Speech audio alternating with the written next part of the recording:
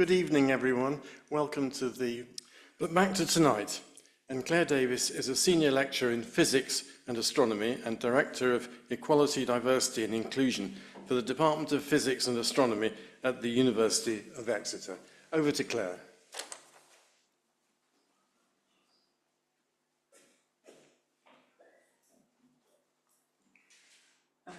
Yep, I'm just trying to see if myself is in the screen for the people on Zoom as well. So hello, everyone in the room. Hi, everyone on Zoom. So I'm going to talk to you about some weird and wonderful exoplanetary systems and the ways in which they form, or how they've challenged our understanding of how stars and their planetary systems form.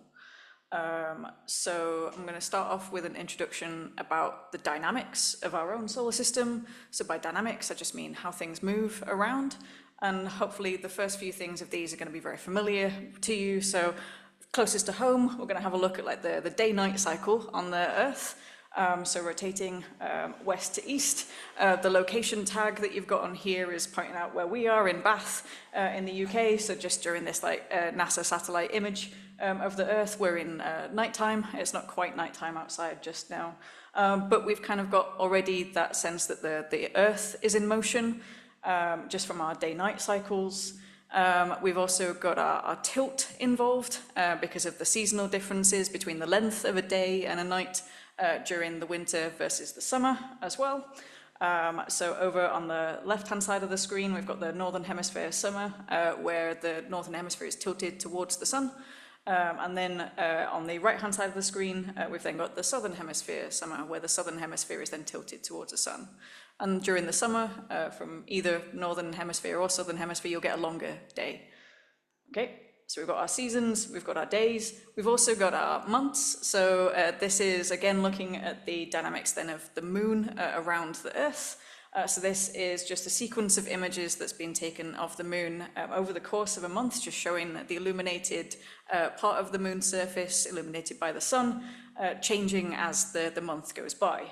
You'll also potentially be able to see like a wobble of the moon. It's not quite the same face that always faces us, regardless of whether it's illuminated or not. And compared to the date stamp at the top, it also seems to cover up part of that date stamp and then become a bit smaller in the image as well. And these are real effects. These are not part of the just like limitations of the stacking of these images. The moon is not quite on a circular orbit around the Earth. And so the distance between the Earth and the moon changes slightly over the course of a month. And we can see slightly more of the northern part of the moon or the southern part of the moon progressing over the month as well. So we've got our moon orbiting around the Earth to give us our months. And we've got those different faces of the moon kind of illustrated by these boxes now. So at the top portion of the screen, we would be able to see a half moon because half of the moon is illuminated by the sun. Over towards the left, we'd get no moon because none of the moon is illuminated by the sun. Bottom, half moon again, and to the right-hand side, we'd then see a full moon. What else was I going to say about this? So we've got this kind of orbit of the moon around the Earth, and then we've got our orbit of our Earth and moon system around the sun. So we've got a lot of dynamics at play. Okay. We've also got interesting events that kind of allude to the what I'm going to refer to as like coplanarity. So I'm going to use the term coplanarity quite a bit in this talk. What I mean by that is like a plane has been like a flat surface, and if something's coplanar, it's all within that same flat surface. If something's not coplanar, then it could be off at jaunty angles. And we get hints to the coplanarity of the sun, the Earth, and the moon from events like solar eclipses. I've seen that the BBC are kind of like shouting about some lunar eclipse that's going to be happening in a couple of days' time. This is not a lunar eclipse, it's a solar eclipse. There's two different types of eclipses. If I just drop back a slide for the moment. So if you're over on the left-hand side of the cartoons where we've got the Earth and the moon going around, you would see a solar eclipse if you looked at, for the people in the room, I'm just going to use the laser pointer because it's easier than describing where this is. So this scenario where you've got the Earth, the moon, the sun would give you a solar eclipse if the moon was in the way. But then if you had the moon, the Earth, and the sun, you would get a lunar eclipse instead, okay? I can't show it to the people on Zoom, sorry. Okay, so we've got our solar eclipse kind of indicating the coplanarity of the system. This is just a series of images of one of the solar eclipses from the US. I think this was from last year. Just seeing the progression of the almost like Pac-Man style eating away of the sun by the moon as the moon passes across the surface of the sun. That's not, there we go. So we also have indications of the coplanarity of the Earth, the Sun, and the Moon from the fact that the Moon follows the ecliptic plane during the course of the month as well. So the ecliptic plane is a kind of projection of the Earth's orbit around the Sun out into the sky. So this arc would be where the Sun would rise at different points over the year as well. So because the moon is then sat in that same ecliptic plane, that shows that again we've got a very flat system for the Earth, the moon and the sun. We also saw back in, I think it was January, February time, earlier this year, that the planets will line up in a line as well. And that again follows the ecliptic. Okay, so while this might not look like just a line in the top image, that's because it's been taken with like a fisheye lens. It's kind of bent everything out of distortion.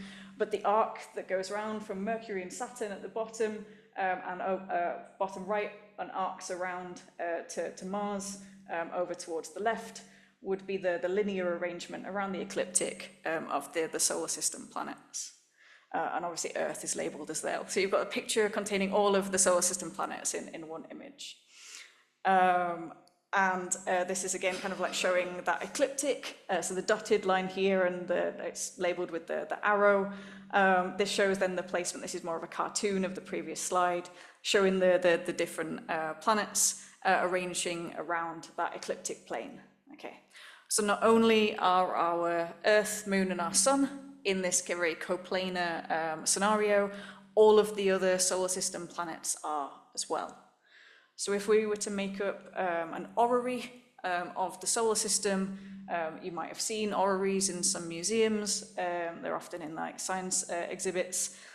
You have this kind of canonical scenario where you have this very flat structure where all your planets are orbiting around the sun in the center. And that's by design for those orreries. It's not just kind of to easily construct with all the mechanics. It's actually what we see in the solar system. We have this very flat structure. What might not be more apparent to everybody in the audience is that the sun also spins on its axis as well. So this is less obvious. We don't see it in the sky at all. You'd have to have a telescope and watch it over several days to see the rotation happening. But we can get an indication that the sun is rotating by looking at these star spots. So these darker patches that you can see on the surface of the sun that's shown here, those are the star spots. So they're just darker regions on the surface of the sun where the hotter temperature material from underneath is being inhibited, and so that's a cooler area on the surface of the sun, so it appears darker. What I want to also introduce, we've had coplanar as being a word that I've introduced. I want to make sure that everybody understands what an axis is as well, or an axis. If you imagine like spinning a basketball on your finger, then the axis of rotation of that basketball on your finger would be pointing along the direction of your finger, okay? So the axis of rotation of the sun is then pointing from the bottom of the screen to the top of the screen, okay? Now that axis of rotation is then lined up with those axes of orbit of all of the solar system planets. So if you were to look edge-on at the solar system, they'd all be rotating from left to right around the sun. So everything is coplanar. You've got the sun spinning in the middle, you've got all the planets going around all the outside as well. And this kind of nicely coplanar system was what inspired the solar system formation theories. There was, at the end of the day, only one planetary system to kind of base these theories on at the beginning, so it's natural that our formation theories then formed out of or came from our understanding of the solar system. And we have these two people to thank. That was a very bright slide. Sorry, I can see everybody much more illuminated now with a white background. So we've got Immanuel Kant on the left-hand side of the screen, and we've got Pierre-Simon Laplace on the right-hand side of the screen. And our understanding of the formation of planetary systems, or stars and their planets, is known for them. It's called the Kant-Laplace nebula hypothesis. Nebula just meaning kind of a starting point. So it's a formation theory. I have got a little bit of context just at the bottom. So when I was introduced, I have a title of being like a lecturer in the University of Exeter, but I also have a responsibility on the equality, diversity and inclusion side of things. So I like to put up some kind of like context for things when I only show blokes. So these two people were in an area of kind of like privilege in their historical context. Both of them to be able to kind of populate these theories were able to go to university and learn the mathematics that they needed to build on, whereas that opportunity was not available to women in their respective countries at the time. So for instance, women were not permitted to Prussian universities. Immanuel Kant was from Prussia until 1908, so well beyond the death date of Immanuel Kant. And again, with French universities, Pierre-Simon Laplace wouldn't have had female peers at the university either. They weren't allowed into French universities until 1880. So there's just a little bit of context for why there's only two men on the screen. It doesn't explain all of the differences, but it's just an element of context. What Immanuel Kant brought to the table then was to consider that the nicely kind of like concentric rings of the solar system planets' orbits, he thought that they might have formed out of the gravitational collapse of some larger body, and that each of those planetary orbits corresponded to some kind of chemical reaction that happened during those stages of collapse. So he didn't quite get it entirely correct, but he got like somewhere there, so we credit him with that kind of gravitational collapse idea. Pierre-Simon Laplace then went a little bit further, and he considered that if the sun is rotating at the center of that, maybe a centrifugal force has come into effect here as well, and could explain why the planets separate or settle around the equator of the sun instead. And that centrifugal force is something that you might be familiar with. If you go around a roundabout too quickly, it's the thing that kind of like pushes you away from the center of the roundabout. Or if you've been on like theme park rides where you're not strapped in, you're just kind of like leaning against a surface at the back and they can spin you over the top without you kind of falling out. It's that force that balances you against gravity when you're in rotation. And so Pierre-Simon Laplace thought that force of being pushed against gravity, that kind of pushing outwards, could naturally explain why all the planets around the equatorial regions of the sun are not at random orientations. And he got that spot on. These are the cartoons that they each had in their theses on this idea, and we now settle on this kind of more PowerPointy cartoon. So this larger expanse that they both theorized but didn't kind of put a name to, we know now to be molecular clouds. So this is what's shown by this kind of cloud-like cartoon in the top element of this figure.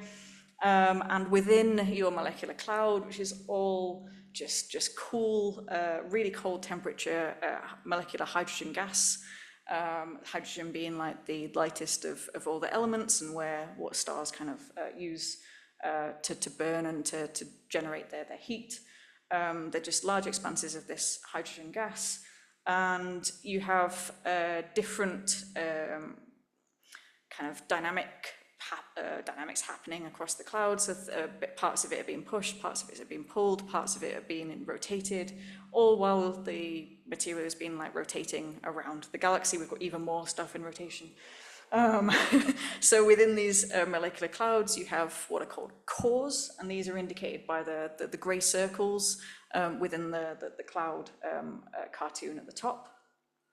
And if you end up with these cores being what's called overdense, so they contain too much mass compared to their volume, then they will succumb to the forces of gravity and start to collapse. And that earlier stage of collapse is shown in the inlay in the top portion. So that collapse is centrally concentrated. It's coming from all directions in the envelope. That creates a certain amount of energy landing on whatever is at the center at that point. And jets form, so those orange parts that are shown in that top inlay, those are jets coming out from the poles of whatever it is in the center there, just to expend some of the energy that's coming in from all directions. Eventually, because of that rotation that you had in your molecular cloud, that is rapidly spun up during the rest of the collapse.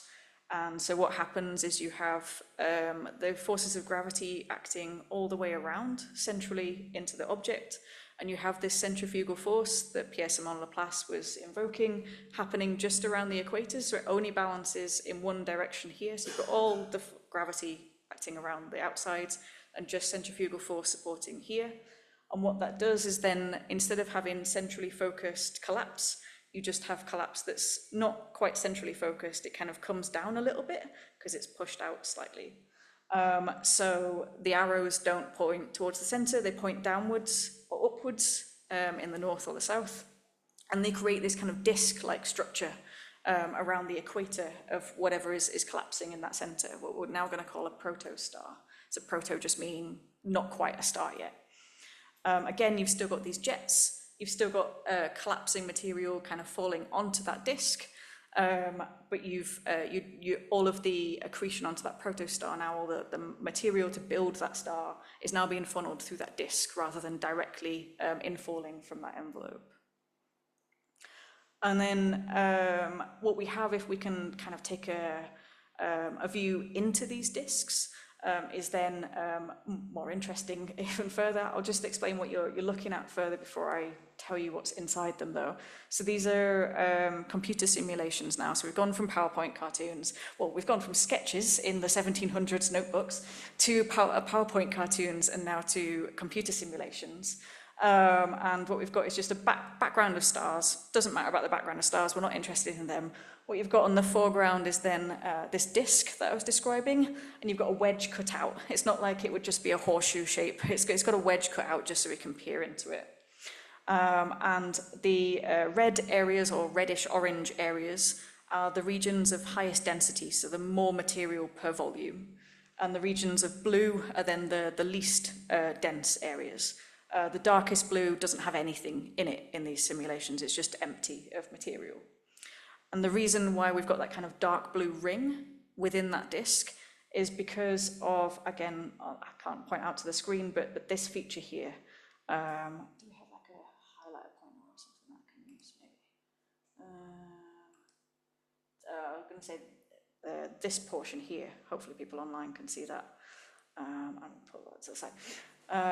So this here is also shown in the zoomed in portion down the bottom. This is a planet forming within that disk, and what it has done is it's eaten up all of the material in its orbit, and so there's no other material in that same annulus, so hence why it's just showing this dark blue. But what we can also see in this simulation is just as that star or that protostar has its, let's say, circumstellar disk, we've also got a circumplanetary disk around that planet that's forming as well. And so these little white dots that you might be able to see around that planet are simulated in this simulation to be the satellites, the natural satellites or the moons that are forming around this planet as well. So it's a bit Turtles all the way down. If we've got any Terry Pratchett fans in, you know, you've got a disk around a star and you've got a disk around a planet, and there's just, yeah, Turtles all the way down, really. Okay. So that's a nicely, neatly configured exoplanetary system that nicely explains the solar system's formation. But that was fine until maybe late 90s, early noughties, when we started finding more exotic exoplanets, shall we say. I'm going to provide a little bit of background just for the moment of like how we find exoplanets. And when I say exoplanets, I just mean planets that exist around stars that are not the sun. So they're not in our own solar system, they're much further away, they're around other stars.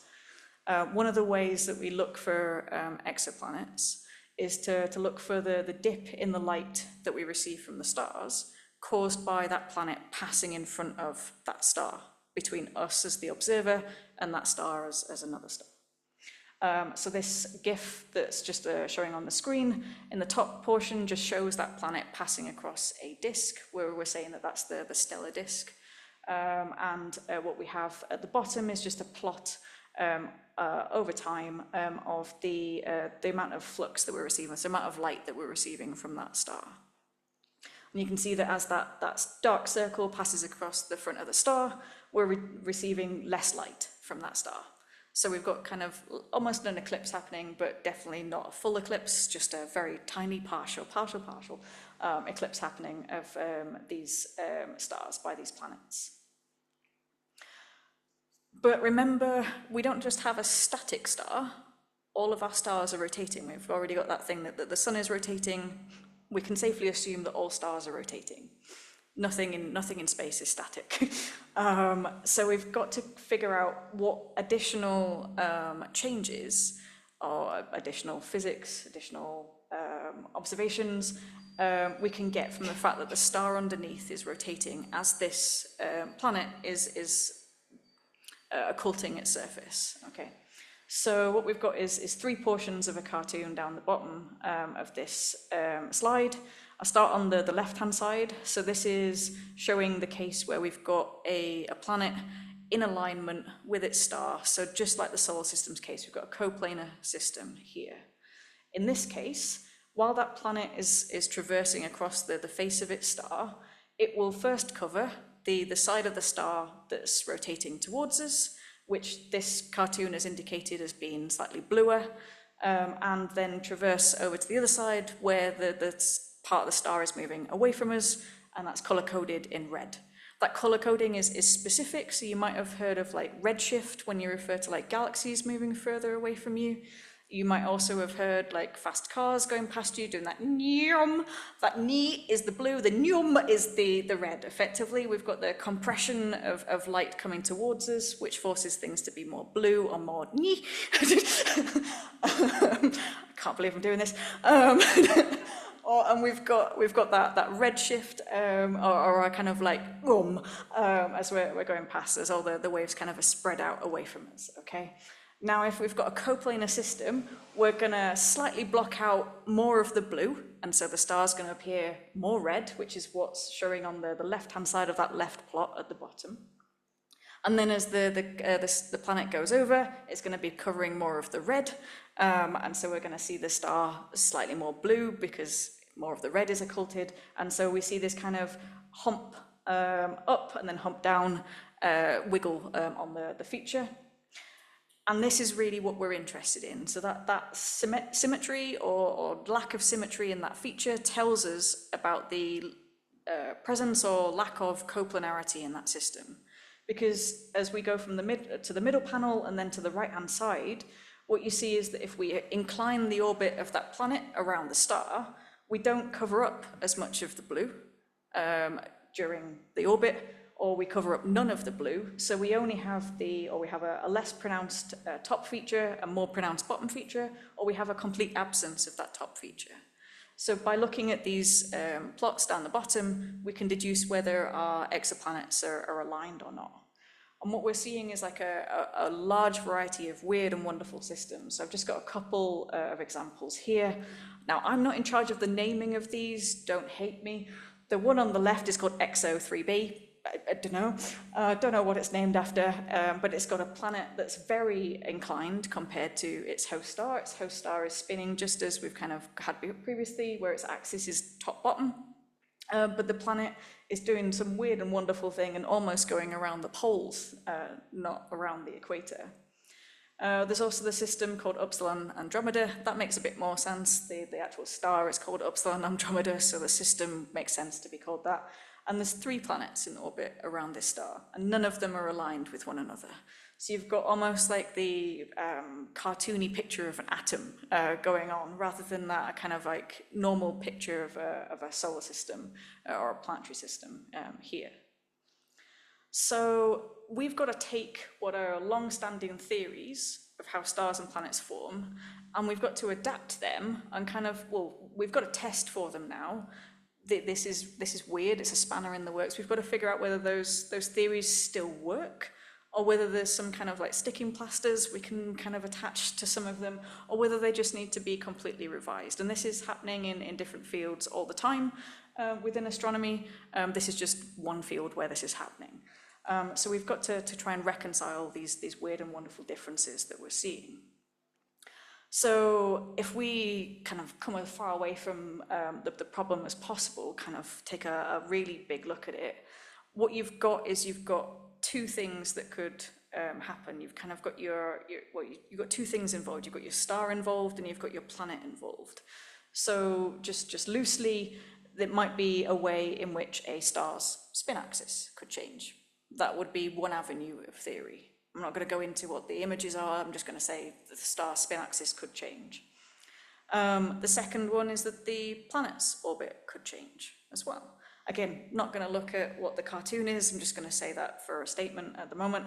I'm also going to be really biased as well, though, and just say that the disk plane could change as well. And this is what I'm going to tell you a lot about. Okay, so there's different researchers who are looking at how the star's spin axis could change and looking at how the planet's orbit could change.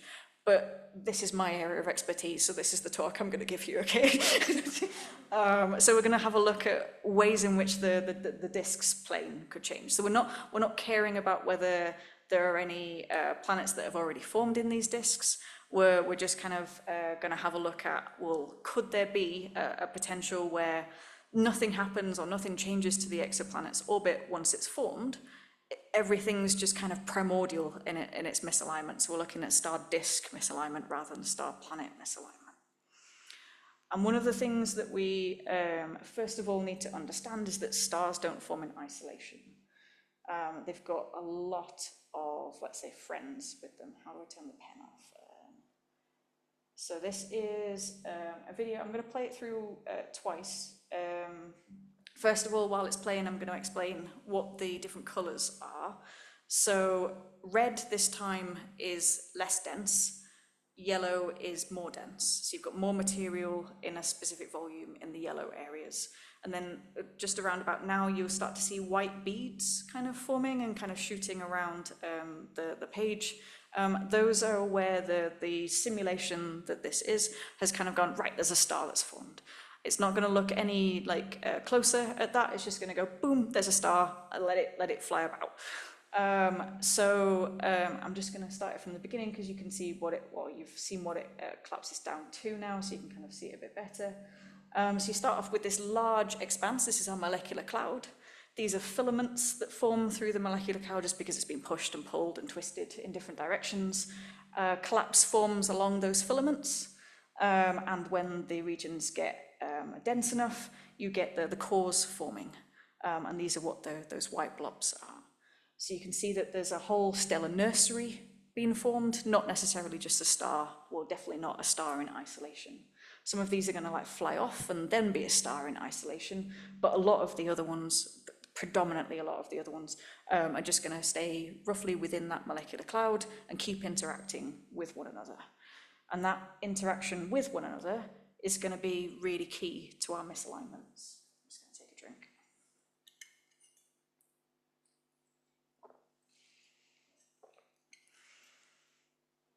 So within that simulation, if we just look at the top 3 panels, this is showing 3 different angles of looking. If you imagine like a cube in front of you, you're looking at the front of the cube, the top of the cube, and the side of the cube. So you're looking at 3 different orientations of the same thing. You can see something that looks edge-on, which is quite bright in the leftmost panel, and then something that looks like a ring around it. And that is showing you that there is a central disk in one plane, and then another disk that's formed later on around the material at a completely different angle. And in the other panels, you're then just kind of rotating that outer ring round so that the inner ring stays in the same plane. and then you're kind of like rotating around. I appreciate, you know, it's difficult to do the rotations in your head, but you're looking at the same thing in 3 different ways. And the main thing to take away is the outer ring does not align with the inner disk. Okay, so if you've got planets forming in both of those disks, they're going to be on different alignments to one another. They're not going to create a coplanar system. And then in the bottom segment, what we've got here is, instead of looking at 3 different geometries, we've got the time ticking over. So you can see t equals something at the top. So we've got, what we're in, hundreds of thousands of years, just ticking over, as you can do in a computer simulation, just over time. So what this is looking at is, as different stars and their disks kind of pass by one another, the effect that that can have on an individual disk system and its orientation. So we start off where we've kind of got an orientation of maybe like 4 o'clock or 10 o'clock, depending on how you want to look at it, or yeah, 5 o'clock, 10 o'clock, and it tilts further clockwise, goes back slightly anti-clockwise, comes back again slightly more anti-clockwise, ends up more or less north-south with a bunch of different neighbors on the bottom, and continues to kind of rotate round. Now, what that can do there is have a system where you've got all your planets in the same plane, but depending on how your star reacts to all of that motion, your star might not necessarily be oriented the same as all of your planets. So we've got differently orbited or oriented planets around a star, and you've got the coplanar planets around a star that's misaligned then. Okay, so we've got 2 different scenarios coming out of here. Then other researchers have looked at individual systems rather than looking at the whole ensemble of collapse in a molecular cloud. So this is again like a computer simulation, different color coding this time. So now white is most dense, and darker blue is less dense. So we've kind of got an inner ring here and an outer ring, and there's kind of like a little bit of a gap between these 2 segments. And what the researchers did here is they said, well, if we have a flyby of another star, what happens to the material around this star? They found a weird and wonderful configuration, which is labeled as T Perry, as in the center panel, where there's a lot of shearing of the material, but that wouldn't be a nice place for a planet to be forming, so we jump ahead to a much later time to see how the disk is then settled into a stable configuration, and we end up with this slightly inclined inner disk and this much more inclined outer disk, and there's kind of a warping going on between those as well as they're still connected. So again, you can end up with misaligned stars and planets misaligned planets and planets in these systems as well. You can also get instances where there isn't a gap being formed, but you nonetheless have differently oriented planets. And these are induced by massive planets forming in those disks. So something that would be like a few times the mass of Jupiter. So a type of planet that we just don't have in the solar system. These are able to kind of kick up material from the disk, so that you can end up with a scenario where, rather than having a disk plane that's flat, like at the top of this panel, you can induce a warp, so that the disk on the left-hand side of the image, right at the bottom, is higher up, but still kind of flat, if that makes sense. It's still horizontal, whereas the disk material on the right-hand side of that bottom panel is again horizontal, but lower down. So you've kind of got this S shape kind of running through of your disk shape instead. So it's become really, really warped. And again, this would do weirdly wonderful things to your star and planet configurations. So our theorists have told us it's possible, but do we trust them? Well, as an observer, I'm going to go, no, not yet, because we always have to test theories, and theories always have to back up observations. Okay, we work as teams separately, but we nonetheless have to support each other's work.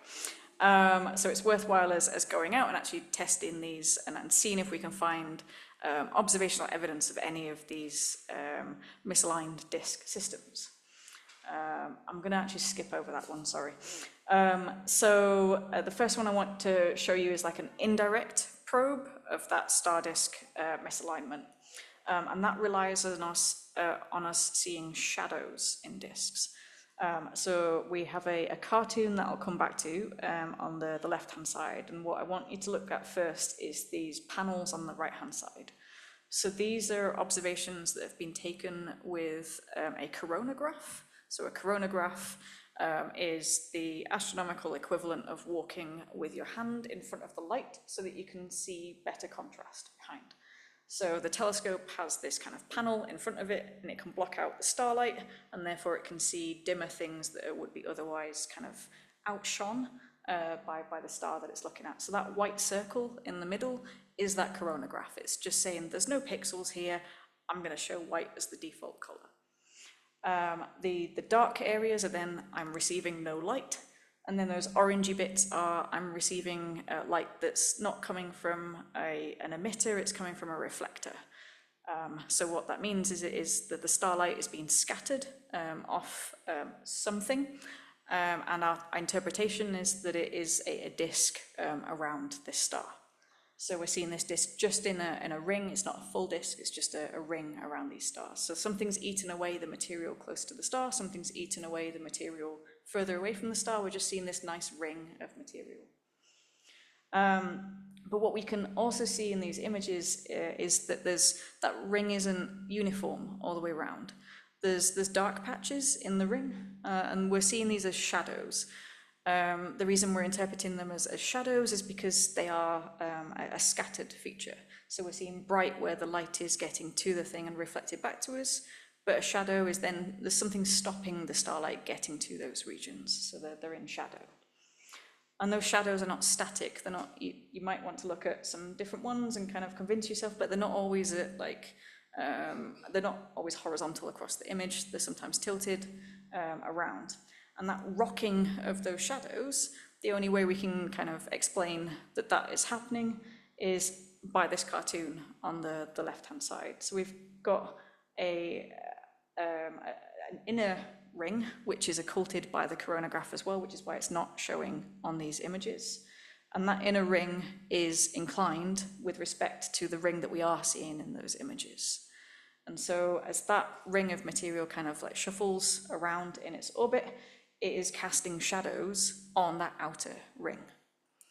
And because there are able to be changes in the height of that ring by some other physics that I'm not going to go into the details of, but just take my word that the height of that inner ring can change. You can always ask me about it in the questions. Not that I'm seeding questions. But the height of that ring can change, and so the scale of these shadows, the darkness of these shadows can change as well. So this is showing us that there is misalignments between the disk portions, and therefore at least one of these disk portions must be misaligned with the inner star. So we've got star disk misalignment of a sense here. Another example where we've got indirect probes is looking at disks around binary stars. So these aren't just looking at like the solar system configuration where you've got a star in the center and you've got the planets going around it, and therefore you'd expect to have just a single star and a disk around it. These are then looking at systems where you've got two stars in orbit around one another with a disk around those two stars. Okay, and this one in particular is even more convoluted. It's got 4 stars in it. There's an inner pair and an outer pair, and the outer pair are orbiting around the inner pair. As I said, convoluted. But the inner pair has a disk. This is shown on the left-hand side, sorry, the right-hand side, with this ring again. And the indication that we have of the misalignment is by being able to plot out the orbit of those outer 2 stars, which go north to south. So they're in a different plane completely to that inner disk around those inner 2 stars. So again, at least one of these stars is misaligned to that disk. Then came the case of the star called GW Ori. So this was this took about 8 years of observations to kind of figure out what on Earth was going on. The first thing that was observed was what's labeled as C, so the bottom left quadrant of the thing on the left-hand side. If you rotate it about 90 degrees, it looks like a chicken's head. It's kind of got a comb over the top of it. It's kind of got a dark eye, but the white overlay is kind of like hidden that from view. But what was it, 2016? So not 8 years ago. So yeah, it's about 4 years of work. 2016, we had a look at this image when it came back from the telescope, and we're like, what on earth is that? All of us scratching our heads, no idea what was happening, but it's clearly not a normal disk in just one plane. So we asked for some follow-up observations on a different telescope, which would have a look at a different form of light. So this at the bottom, again, is scattered light, is what we saw before, whereas at the top, what we're now looking at is the thermal dust emission. So what that means is that rather than scattering light towards us, we're actually seeing the dust in the disk shine by itself. So if you've been to like science museums and they've had like infrared cameras, or you've had a look at like night vision when David Attenborough does his like television shows, you should hopefully know that people shine in like infrared. Like if you've got an infrared camera, you can see like people in infrared light, and that's them shining. We're all warm, we're about 30 degrees probably in this room, we're all shining in the infrared. If you go to even longer wavelengths of light, you can see even cooler temperatures, and you can see the dust shining from these disks, and that's what those top images are looking at. So there is more there's more dust in the disk shining where you've got more yellow. So the red is shining less bright, therefore there's less material in those areas. More yellow, more material in those areas because there's more of it to shine. The panel that's marked B is then a zoom in of part A around the white box. So you've got this really bright region just in this ring, and what the combination of the top images and the bottom images were then allowed us to see was that we have the cartoon here kind of like showing everything together. If we follow from left to right the features, we've got something labeled R1, that is ring 1, that's the furthest away from the star, and that is in the same alignment or configuration as the next feature, which is R2, so in a ring 2. Those are the, what am I looking for, ellipse, labeled R1 and R2 in the panel marked A on the left-hand side.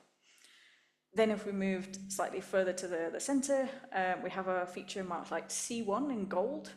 That's then showing us that we've got this kind of like warp happening from R2 down to R3 close to the center.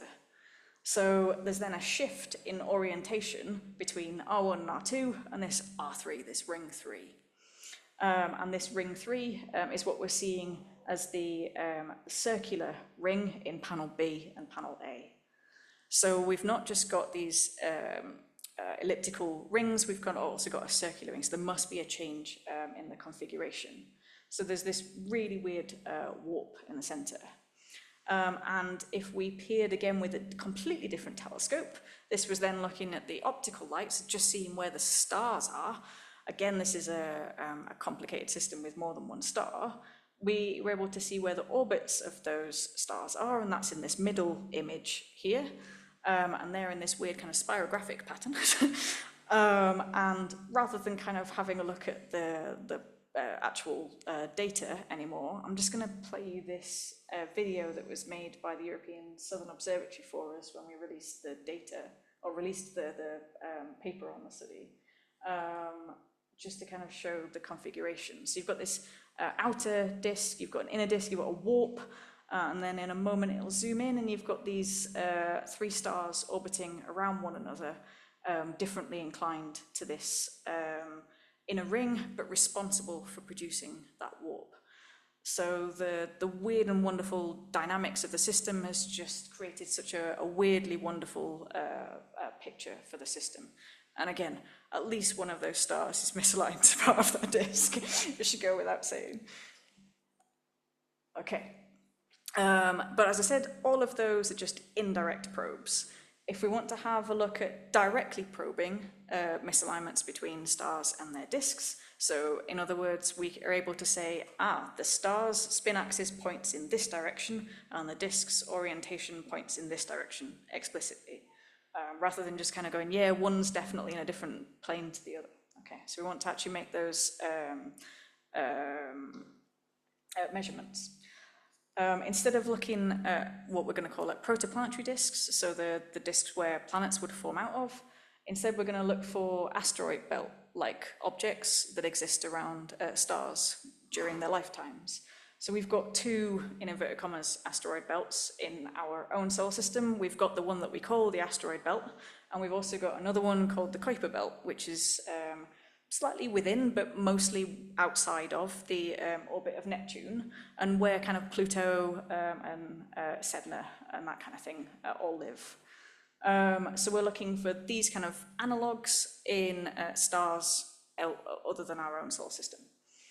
The benefit to doing this is that those stars are much closer to us than stars that are still forming. And we just have to blame the galaxy for that, you know. It's put our laboratories too far away from us to be able to do these kinds of studies on stars that are still forming.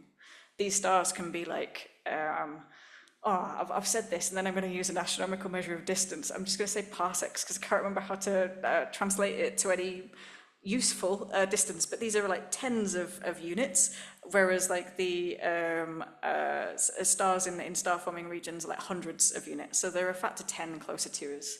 Doesn't matter about the unit. Right, so what are we seeing from these stars? Well, let's have a look at a star called Beta Pic, or Beta put my teeth back in, I still can't say it, Beta Pictoris, there we go, to give it its long name. What we're able to do with these stars is stare at them so intensely that we can deduce which the red-shifted portion of the star is and which is the blue-shifted portion. So which side of the star is moving towards us, which side of the star is moving away from us.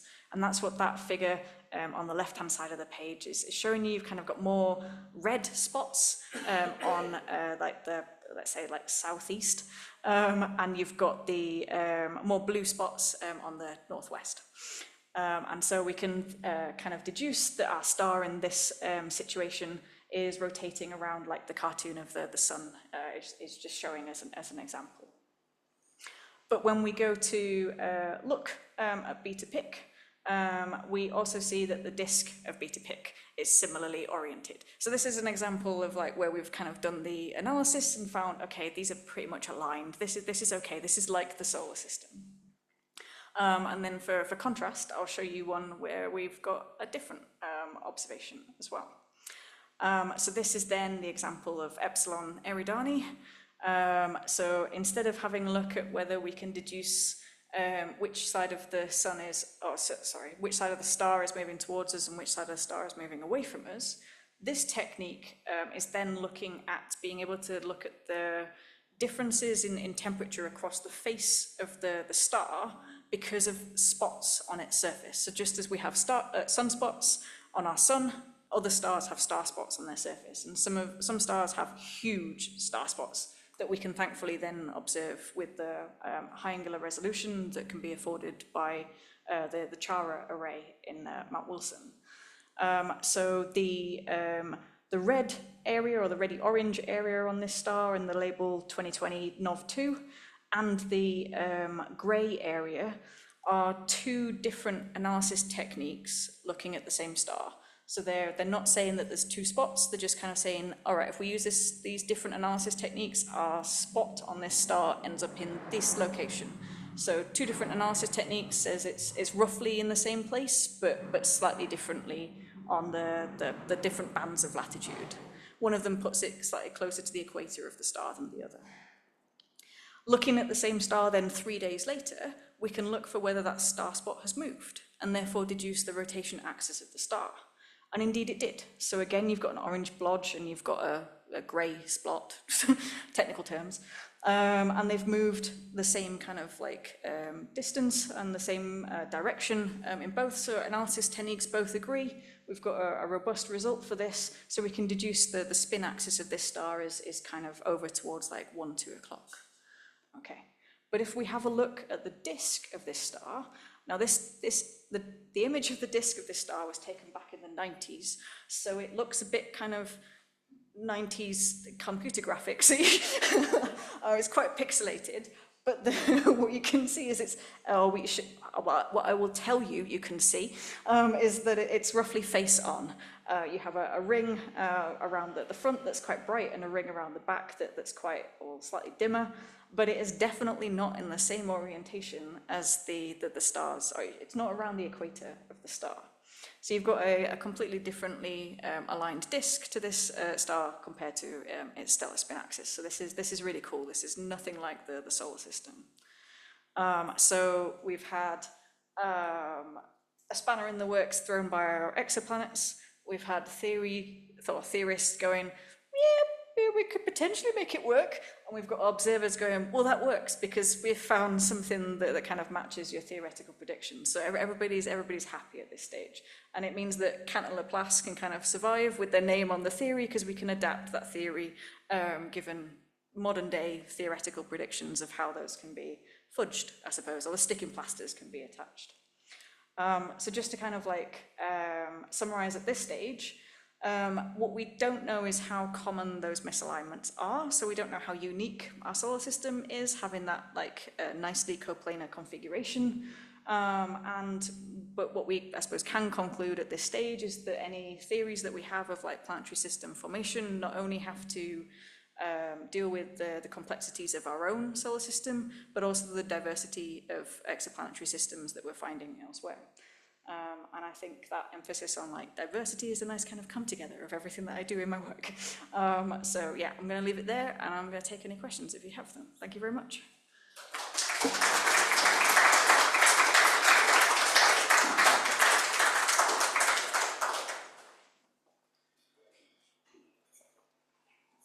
Thank you very much. And what we'll do is we'll take questions in the room to start with, but could you please use the microphone, hold it up like this, because otherwise the online audience won't be able to hear you. I'll hand the microphone over to Tom.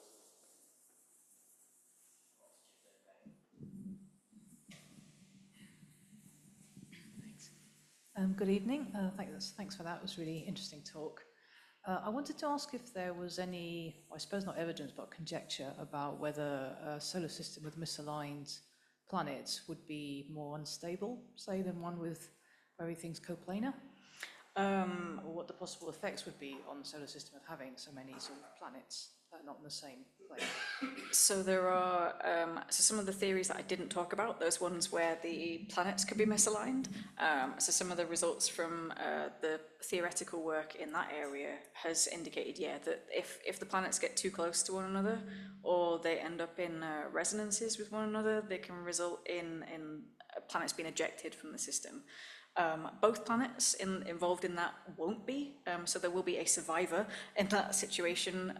So if both planets are misaligned with respect to their star, one will be retained, but you can have dramatic changes in the orbital configurations of the planets during those situations. So yeah, there's additional dynamics to take care of, but the distances between most of the planets, like in our own solar system, there's been interactions between different planets, like Jupiter and Saturn have like migrated inwards, and Jupiter's been great at stopping that migration of those outer planets kind of coming any further in. So similarly, like the influence of differently sized planets in those orbits can also prevent planets being kicked out and ejected and keep the system more stable as well. So summary, yes, there can be a lot of weird and wonderful things happening. Yeah. Thanks, sir. When theoreticians are doing simulations to look at planetary formation, how important is, obviously gravity is the main effect when you're at low densities, But is friction at all important at any stage in that? So it is, but it's not dealt with as friction. It's dealt with as in viscosity. Yes, yes, yes. So everything on these scales will be dealt with as in like a fluid. Yes. So yeah, viscosity is kind of inserted as a parameter. So it will have some kind of scaling from 0 to 1, depending on how much they want to switch on the viscosity in different sections. And there's some observational inputs to measure viscosity. So what I was saying about maybe the height of the rings, that's dependent on how viscous the material is. So there's some observational constraints on the viscosity parameter in these observations. Yes, so friction does play a part. Yeah.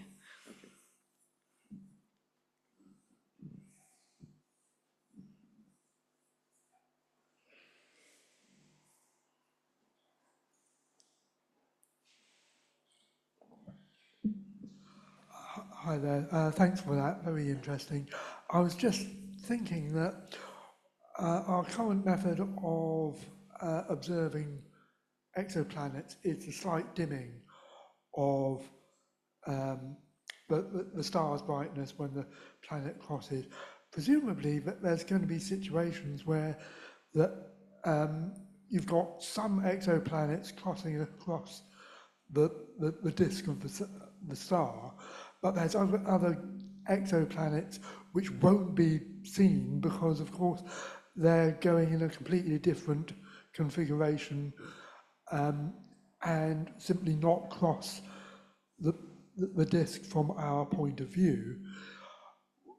Would you sort of be able to detect those planets by, I don't know, the star's wobble, or how would you figure that out? Yeah, so I've only really mentioned one way in which planets are formed, because it was the one that had the greatest context to the talk, and it just felt a bit more of a segue if I went off into the details of how you find all planets. But exactly what you're saying. So there's two types of wobble. Let's inverted commas it.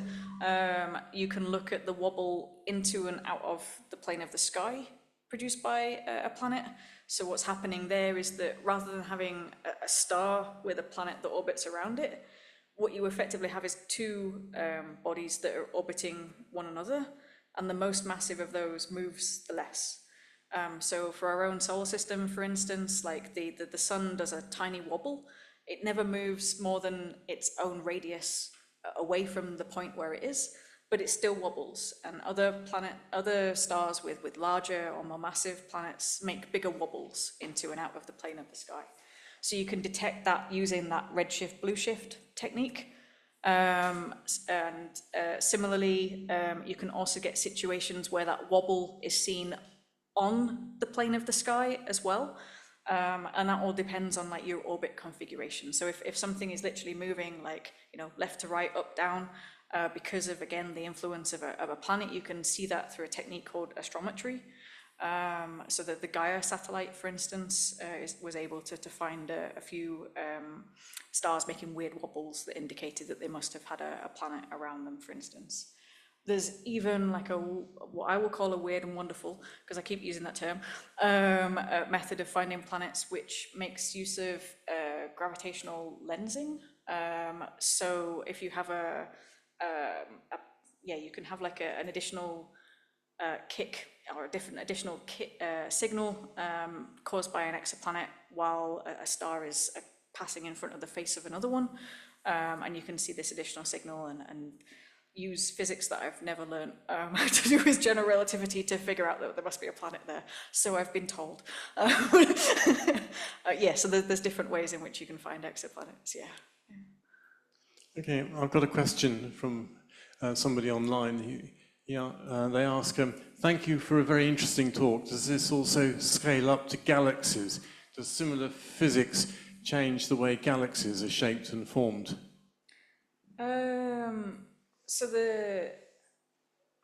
I can't pretend to be an expert on galaxy formation, but I don't think you ever have spiral galaxies with more than one axis of rotation. I think a spiral galaxy is always settled into a plane, and I don't know off the top of my head why that's always settled into one plane, but you can have interactions between galaxies, but then your galaxy wouldn't be a spiral galaxy anymore. It would be like an irregular galaxy or a lenticular galaxy, and it would evolve into an elliptical galaxy where you are kind of like in a spherical configuration rather than a flat configuration. So there's potentially loose analogies then, if you go along kind of like the stars during their formation interacting with one another sense. But because of the scales that you're dealing with, you're adding in additional physics with galaxies to do with the dark matter, so that there's slightly more additional things to kind of take into account. So I'm not too sure how far the analogy stretches, but there will be some kind of analogous dynamics going on in certain cases to do with collisions. Yeah. That was kind of a very wishy-washy answer, but I hope that's explained that. You said that some of the misalignments might be caused by large planets, and presumably the first exoplanets we discovered were particularly large because they were easier to detect. Yep. So do you think that has distorted the work, and are you learning new things as you discover slightly smaller planets using the same or different techniques? So our bias is towards like very big planets that are much closer to the sun, or to the star, I should say, than anything that we've got in our solar system. So yeah, there's definitely that observational bias there. But the observational bias before we discovered any other exoplanets was even bigger, right? We were just resting on the solar system. So it's quite nice that we found something that's different to the solar system to challenge the theories that were just based on the solar system. So I think the observational bias lessened in finding exotic systems than it got reduced, let's say. So remind me what the rest of your question was, sorry. Well, it's, as we're finding slightly smaller planets, are the observations of the number that are misaligned becoming less as smaller planets? Yes and no. So as we're finding smaller planets that are further away from their stars, we're finding more multi-planet systems. So we're finding more planets in the systems that we already knew there were planets in. So some of those are being found to be in then misaligned configurations to what the original star was. So that makes a system misaligned, which was originally aligned. And similarly, we're finding other systems where the planet originally was misaligned with the star, but then there's another planet that's found there and that's aligned with that planet. So there's changes again in kind of like the explanation of the formation scenario of individual systems.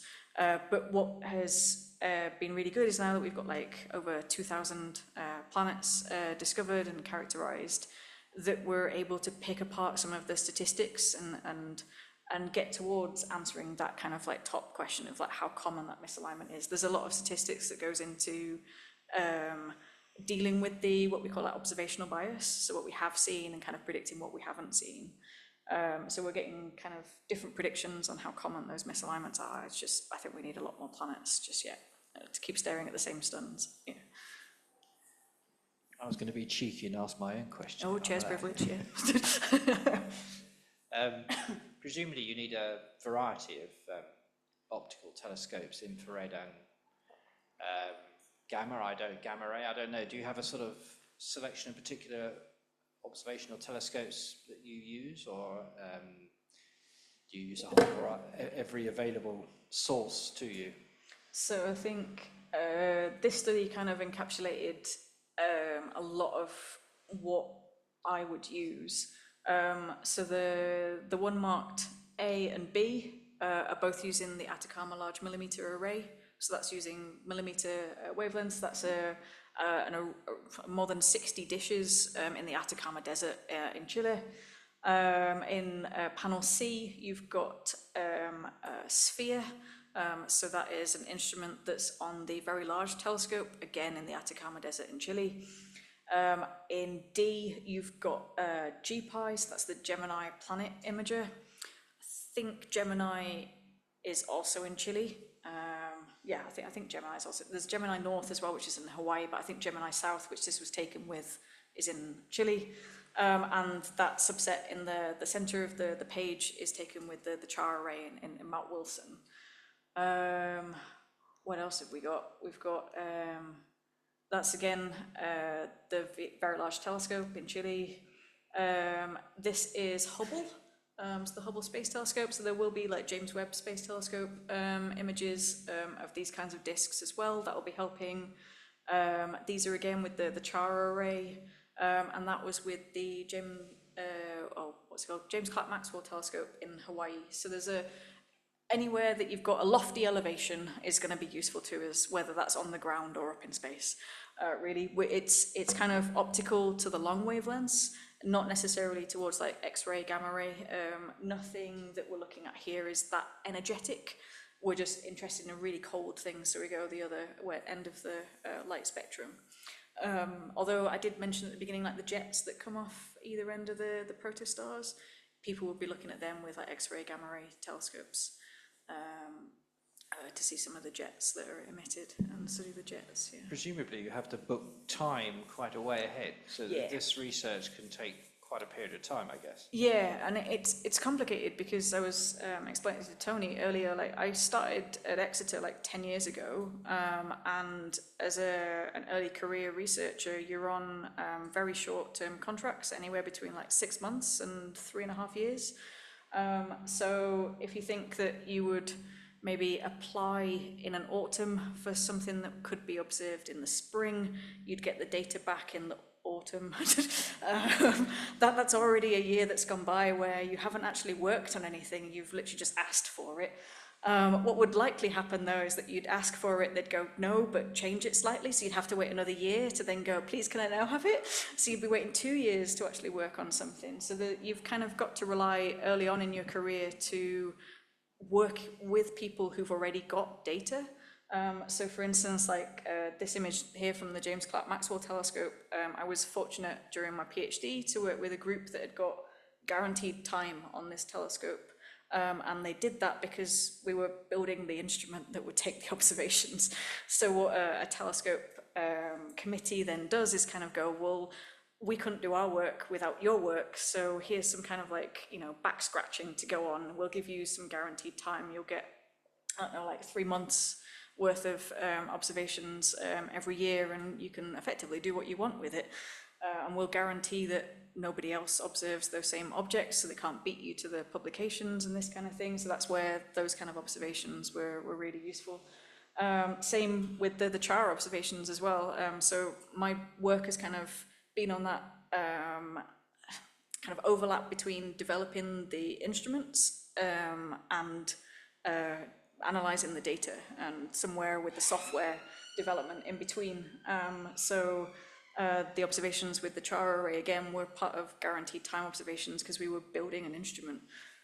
So it's a nice kind of way of getting around those telescope applications a little bit. But it does mean that you write an awful lot of software, which, yeah, has its pitfalls as well. But yeah, it takes a long time. So if it's my turn, I'll ask, do you have any predictions about how this work's going to go in the future?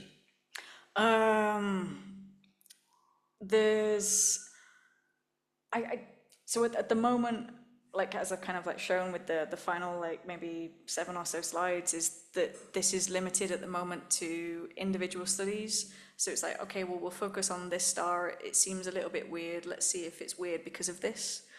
The next stage would definitely be building up enough of a portfolio of weird objects to look at, you know, kind of categorizing them into weirdness.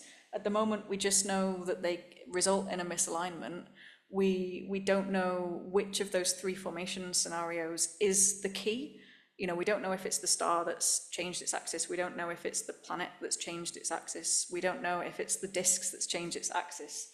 So once we've kind of got a portfolio of weird and wonderful objects, we're then able to kind of characterize them further to see which is the most likely formation scenario, and if, you know, a particular scenario is more likely in certain cases than another, this kind of thing. So it's digging into the characterization rather than the discovery segment of this kind of field. Yeah.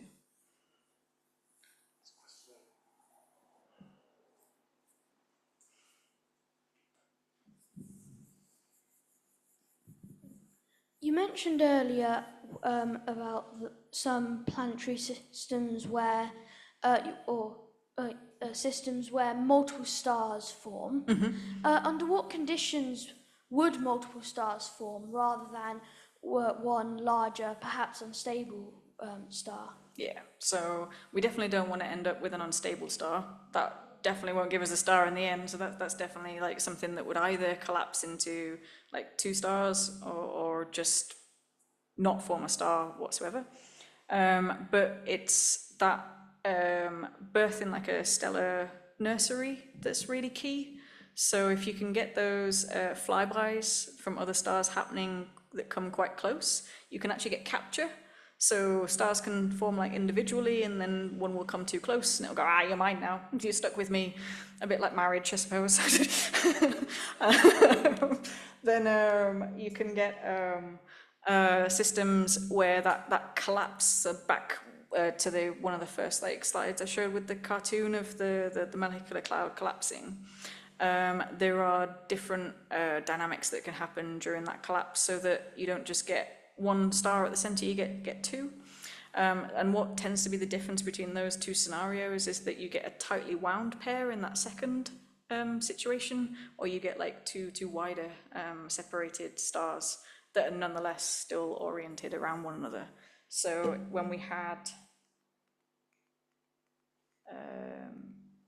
that example, it might be that those two inner ones have been born together and they've captured those two outer ones due to some flyby or interaction. So you can see like two different scenarios in that one at the same time.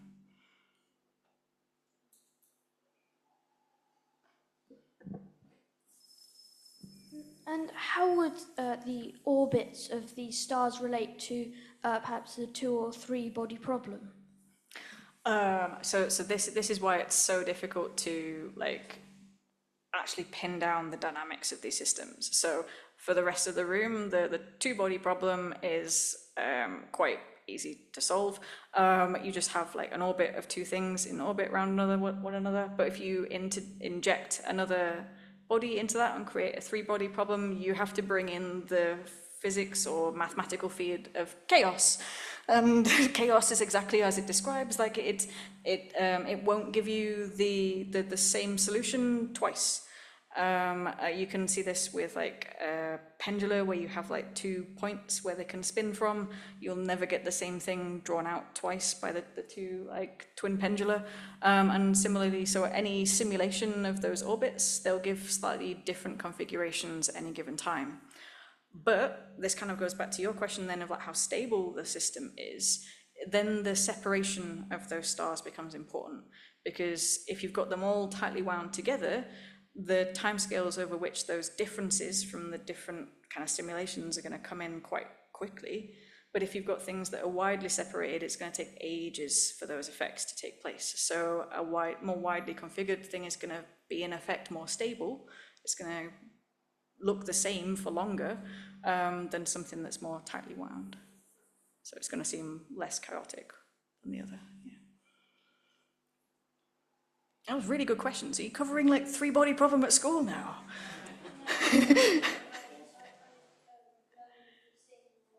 That's fantastic.